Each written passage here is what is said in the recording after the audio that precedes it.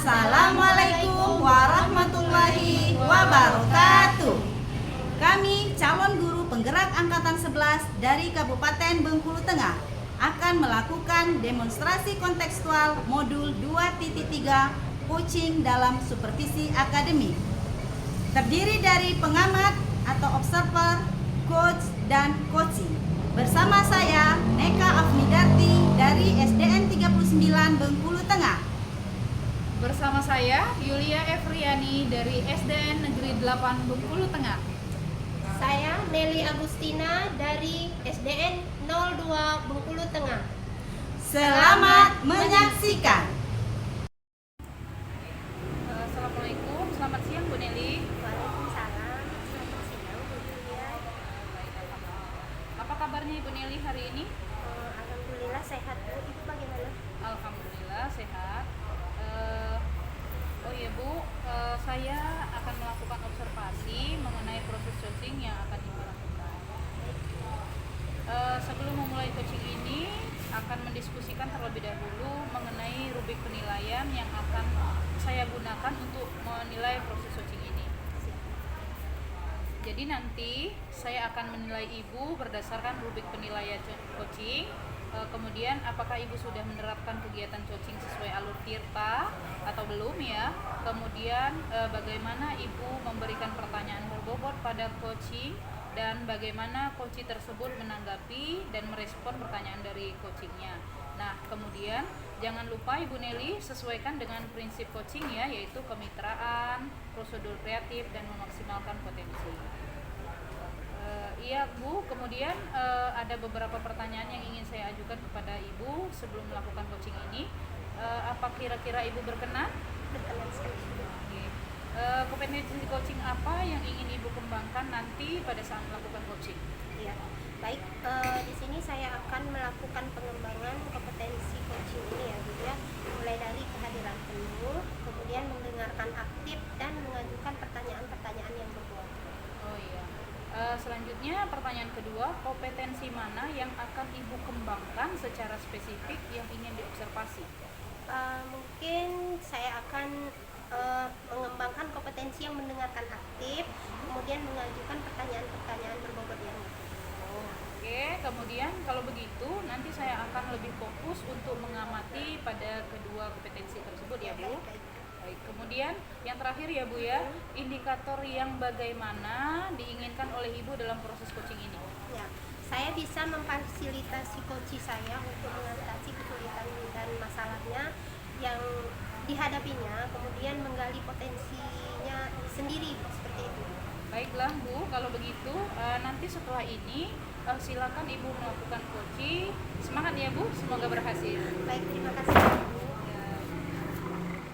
Assalamualaikum Ibu Neka, apa kabarnya? Waalaikumsalam Ibu, alhamdulillah sehat Bu. Pertemuan kita hari ini bagaimana? Ya Ibu, di sini saya ingin mencurahkan masalah saya yang saya hadapi Bu ya. Saya itu menghadapi murid di kelas 4 yang saya ajak sekarang itu, anaknya ada satu orang yang belum bisa membaca. Jadi saya kaget sekali karena rata-rata anak kelas 1 kan sudah bisa baca. Ini udah kelas 4 loh Bu. Saya kaget kenapa dia bisa sampai di kelas 4 seperti itu. Jadi apa harapan Ibu dengan pembicaraan kita pada hari ini? Ya harapan saya sih Bu, saya bisa menemukan solusi atas masalah yang saya hadapi ini. Yang baik ya Ibu. Baik. Nah sekarang coba Ibu ceritakan bagaimana masalah.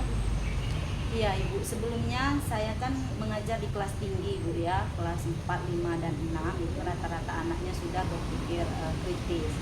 Nah di kelas 4 ini, tahun ajaran baru ini saya mengajar di kelas 4. Dan saya mendapati ada salah satu anak yang sama sekali belum bisa mengeja membaca Ibu. Ya, setelah saya tanya-tanya dengan wali murid yang terdahulu di kelas 3 dan kelas 2, ternyata anak ini sudah setiap tahun tidak naik kelas. Di kelas 1, 1 tahun tidak naik kelas. Di kelas 2, 1 tahun tidak naik kelas. Di kelas 3 juga begitu. Jadi mau tak mau katanya oleh wali kelasnya memang anak ini harus dinaikkan walaupun kondisinya seperti itu. Jadi saya agak sedikit pusing Ibu menangani anak seperti ini. Ya, baik, berdasarkan cerita ibu tadi, anak ini memang memiliki bukan keterbelakangan bukan ya, tetapi memiliki kemampuan yang di bawah lah Iya, ya. Nah, betul, jadi Ibu.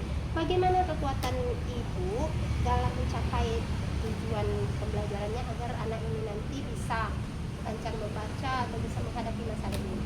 Ya, betul Ibu. Untuk sekarang ini saya harus lebih ekstra memperhatikan anak ini dengan bimbingan yang lebih banyak lagi dari rekan lainnya, sehingga anak ini dalam hal membaca dapat dibimbing lebih oleh saya. Misalkan pada saat jam keluar main, pada saat jam istirahat, dan juga setelah menyelesaikan tugas-tugas, anak ini saya bimbing untuk latihan membaca.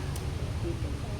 Dari rencana yang ibu sudah sampaikan tadi ya, kira-kira ada hambatan tidak dari rencana yang ibu sudah rencanakan ini? Iya, betul Ibu. Dalam beberapa bulan ini saya sudah mencoba menerapkan itu ya pada anak ini. Tapi ternyata ada sedikit hambatan yang saya hadapi. Yang pertama, dari anak itu sendiri, Bu. Sepertinya anak ini tipenya anaknya mudah lupa. Ya, jadi saya harus mengulanginya terus dengan materi yang sama.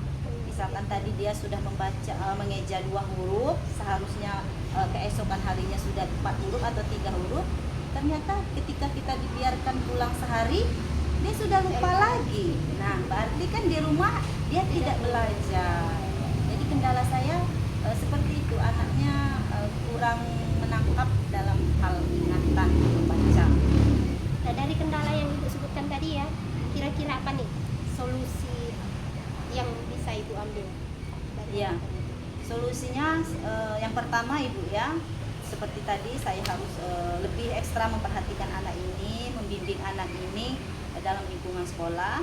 Kemudian lebih memperhatikan lagi pada saat jam pelajaran. Yang kedua, saya harus rutin memberikan tugas kepada anak ini dan juga berkoordinasi kepada orang tuanya Ibu, supaya orang tuanya lebih memaksimalkan lagi pembelajarannya di rumah. Karena saya berpikir kalau dari saya sendiri yang memberi pelajaran bagi dia, sementara di rumah abai oleh orang tuanya, maka anak tersebut juga akan mengalami kendala. Jadi saya memaksimalkan kerjasama antara saya, wali kelas, anak ini, dan orang tuanya di rumah. Jadi itu sebuah strategi ya Bu, jadinya Iya. sebuah strategi yang ibu akan lakukan bagaimana mengatasi anak ini dengan Iya. berkolaborasi dengan orang tua dan rekan-rekan sejawat lainnya ya. Betul. Nah, baik. Sekarang komitmen ibu ke depannya bagaimana untuk permasalahan ini?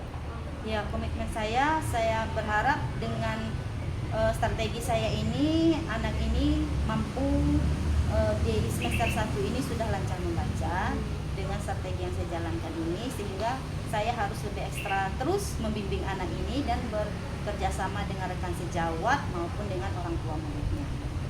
Baik.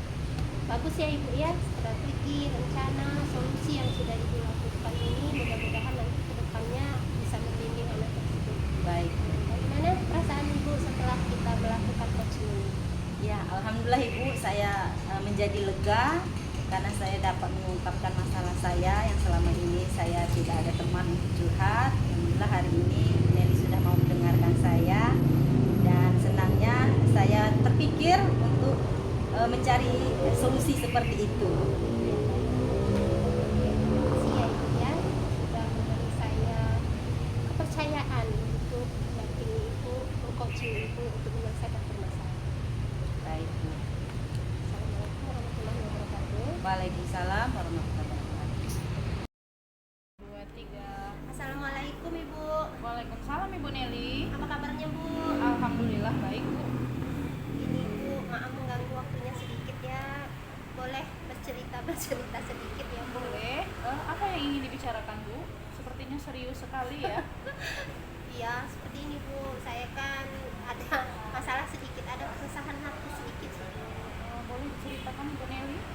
Begini, saya kan memang kalau ke sekolah itu sering datang terlambat, tetapi keterlambatan saya itu bukan tanpa alasan sih bu. Yang pertama alasan saya, anak anak saya, walaupun memang prioritas saya ke depannya itu memang tugas saya yang pokok itu sudah pertama harus saya selesaikan. Tetapi sebelum saya datang terlambat itu memang saya sudah melakukan sudah WA kepada kepala sekolah. Jadi kemarin itu ya Bu, saya ditegur sama kepala sekolah. Tegur kepala sekolah, saya dipanggil, kemudian saya ditanya. Tapi dengan memang pada saat itu saya lagi emosi sih Bu menjawab. Saya datang terlambat juga bukan karena tanpa alasan sih Bu. Ya itu tadi, karena saya mengantar anak saya dahulu ke sekolah, baru saya bisa berangkat ke sekolah seperti itu Ibu. Jadi menurut Ibu Nelly nih, bagaimana sikap Ibu Nelly tersebut kira-kira?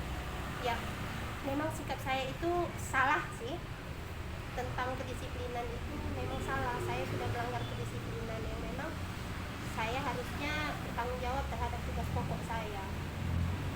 Kemudian harusnya juga saya bisa menyelesaikan bagaimana saya tidak terlambat lagi, kemudian anak saya juga tidak terlambaikan lagi. Kemudian apa yang akan Ibu lakukan setelah ini kira-kira?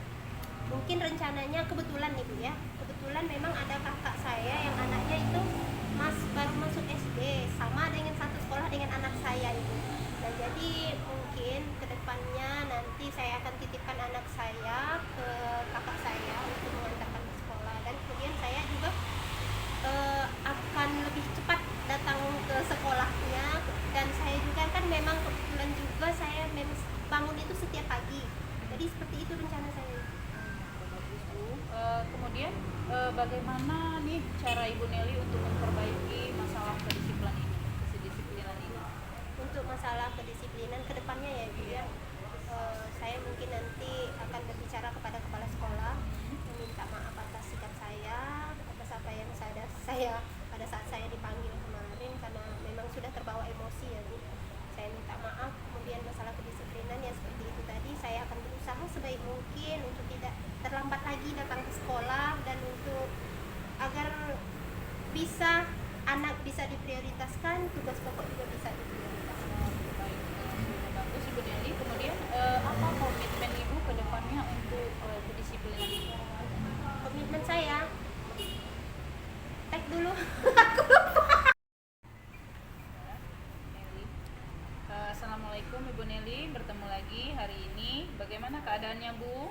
Waalaikumsalam Bu, alhamdulillah sehat Bu. Iya baik.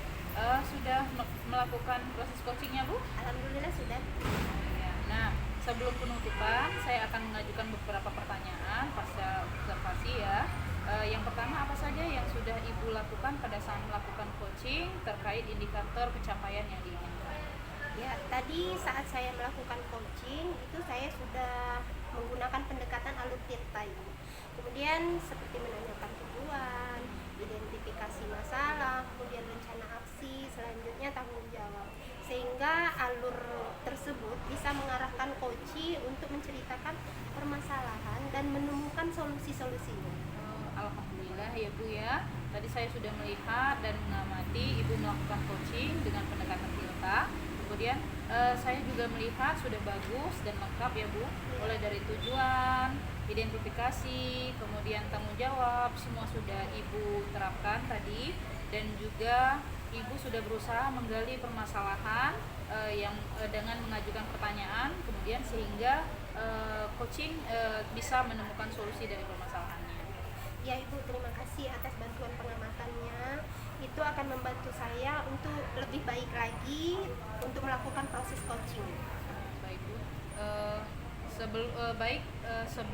Sebelum kita tutup pertanyaan terakhir pada sesi pasca observasi ini, menurut Ibu nih, kompetensi coaching mana yang lagi ingin Ibu kembangkan setelah melakukan proses coaching tadi? Ya, kompetensi yang ingin saya kembangkan yaitu dengan cara lebih memahami lagi proses tirta, kemudian sehingga saya bisa melakukan coaching yang lebih baik lagi. Baik Bu, secara umum semuanya sudah berjalan dengan baik ya Bu ya. Semoga kedepannya bisa lebih baik lagi dalam melakukan proses coaching ini. Saya tutup ya Bu.